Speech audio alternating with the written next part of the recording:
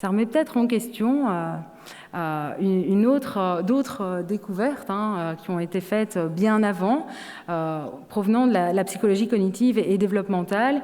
Quand on parle psychodéveloppementale et cognitive, quand on parle expérimentation, bien souvent les neurones se connectent et effectivement le nom de Piaget est prononcé. Alors, Piaget, il a mené des expérimentations qui ont permis de définir des stades de développement.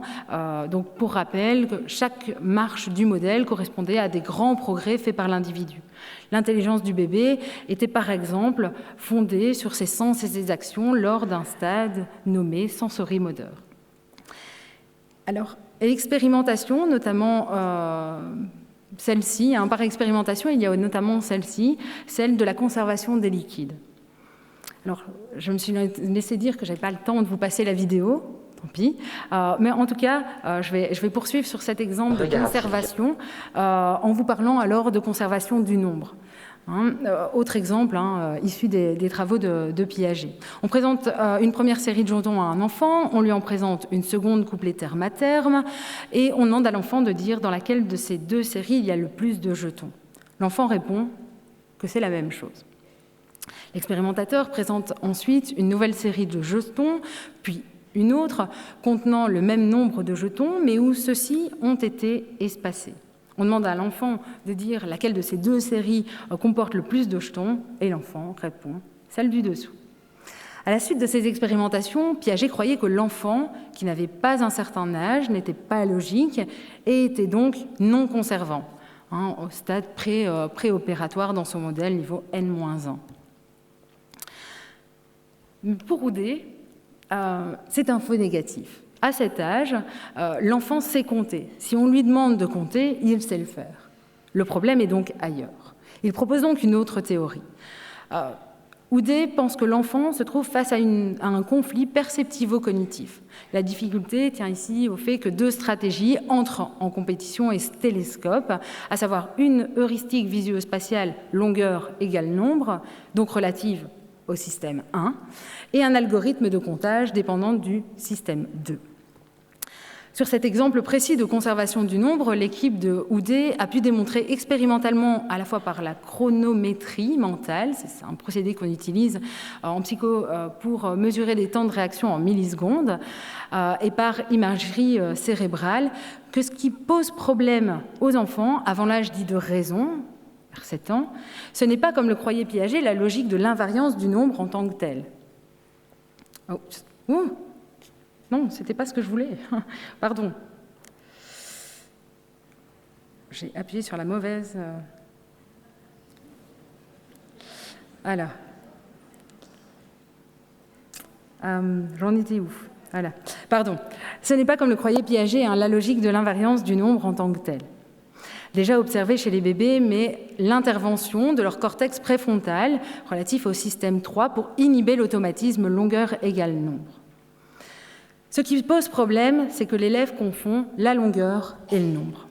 L'équipe a fait faire cette tâche de conservation du nombre à des enfants âgés entre 5 et 10 ans, et on voit sur les images qui montrent le cerveau de l'enfant de 9 à 10 ans et qui réussit systématiquement la tâche qu'un réseau de neurones s'active dans le cortex pariéto-fronton bilatéral. Ce réseau est connu en fait pour être impliqué à la fois dans les capacités numériques et dans les capacités d'inhibition et de changement de stratégie en mémoire de travail. Cette mobilisation n'apparaît que chez les élèves les plus âgés ou chez les enfants les plus jeunes qui commencent à réussir la tâche piagétienne. Selon l'auteur, c'est donc cette capacité d'inhibition cognitive que le cerveau devrait construire pour devenir plus efficace et déjouer les pièges perceptifs de la situation expérimentale menant en conflit de stratégies. Alors, il ressort donc une conception dynamique, en fait, plutôt que linéaire du développement cognitif. On a l'habitude de cette représentation-là, mais en fait, les chercheurs, actuellement, ont davantage le sentiment que c'est cette représentation-ci qui est la plus correcte. Donc, une représentation beaucoup plus dynamique, avec de multiples stratégies cognitives qui se chevauchent. Alors, j'ai envie de vous poser la question, ok, pendant des années, et c'est encore enseigné à l'école normale par exemple aujourd'hui, hein, on enseigne les stades piagétiens. Bon, actuellement, on est en train de montrer que ce serait peut-être autre chose que des stades de façon linéaire, qui permettent d'illustrer comment nous fonctionnons. Quid d'une conception future. Et là, clairement, il faut faire preuve d'esprit critique par rapport aux théories. Donc, à l'école, on fonctionne par l'inhibition, la pratique et l'automatisation. Le cerveau des élèves doit aussi apprendre à raisonner par le schéma inverse, par inhibition. Il faudrait donc, selon ce modèle, développer, comme le dit Houdet, une pédagogie du cortex préfrontal. Maintenant, ok, on peut imaginer ça, mais ça veut dire alors les auteurs ont pour volonté d'inférer ces résultats valides au niveau du fonctionnement des neurones, à ce qu'il convient de faire en classe. Alors, différentes pistes sont évoquées, hein. L'exercice physique, l'apprentissage d'une seconde langue, les jeux de contrôle. Tout ça permettrait d'améliorer le contrôle inhibiteur. Mais est-ce que ces pistes permettent véritablement d'exercer le processus d'inhibition ? Eh bien, clairement, à l'heure actuelle, les études ne sont absolument pas unanimes sur le sujet. Donc, cette grande mode qu'on entend et qu'on voit partout dans les journaux, que de dire « oui, il faut absolument exercer faire tel exercice avec les élèves, des jeux de contrôle, etc., pour travailler l'inhibition », eh bien, ça n'a pas montré ses preuves d'un point de vue scientifique. Une affirmation se dégage. Laquelle? C'est que quand on entraîne un individu à une tâche spécifique, l'individu améliore ses performances pour cette tâche spécifique. Ok, mais avec ça, on fait quoi? Pas grand-chose. Alors, je vous sens impatient que je termine. Alors, je termine en posant en fait la question du transfert. C'est bien. Toutes ces études menées en psychologie, en neurosciences, où on dit ouais, on a trouvé ça, donc il faut faire ça en classe. Mais non, il faut être super attentif au fait que c'est pas parce que ça fonctionne comme ça quand on pose un exercice dans un IRM à un enfant qu'il faut faire ça en classe et on est sûr que ça fonctionnera de la même manière en classe. Donc il faut se poser la question du transfert et s'interroger sur le type de transfert. Et à l'heure actuelle, fournir une réponse concernant cela, c'est vraiment compliqué. Il y a vraiment un long chemin à parcourir entre le labo et la salle de classe. Alors à ce sujet, je n'ai pas le temps d'en parler, mais je voudrais simplement vous expliquer le fait qu'à l'heure actuelle, on travaille très souvent avec des enseignants sur le terrain et au départ de ce que l'on sait, au départ des données, des neurosciences, de la psychologie cognitive, de la psychologie développementale, eh bien, on met en place avec les enseignants dans les classes des expérimentations.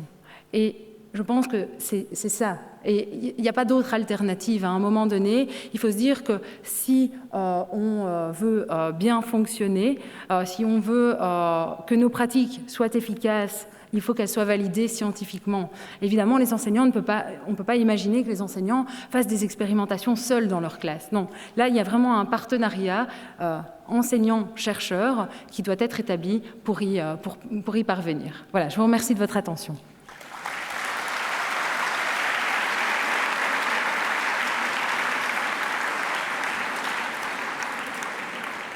Merci beaucoup, Madame Duroisin, pour cette communication. Peut-être qu'on va passer la parole ou l'image plutôt à Luc pour vous dire ce que ça lui aura inspiré comme dessin.